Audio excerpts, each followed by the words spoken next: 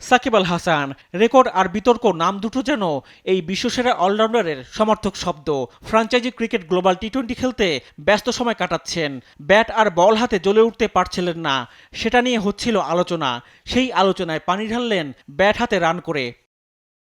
কানাডায় global টি-20 league খেলতে গিয়ে সাকিব মুখ খুললেন বটে, তবে মুখ খুলতেই নতুন বিতর্কের জন্ম দিলেন।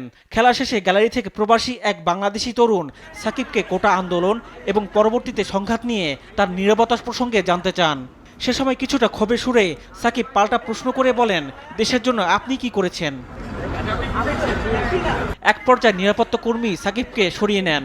পরে এই ভিডিও মুহূর্তের মধ্যে সামাজিক যোগাযোগ মাধ্যমে ভাইরাল হয়ে পড়লে সমালোচনার মুখে পড়েন সাকিব।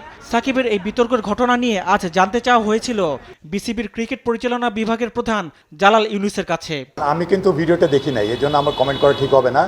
বাট আপনি যদি এখানে যেটা না, অবশ্যই ঠিক করে নাই নিশ্চয়ই, কারণ সবারই সব জায়গায় কিন্তু অবদান আছে। রিফাত আঞ্জুম, দেশ টিভি, স্পোর্টস ডেস্ক।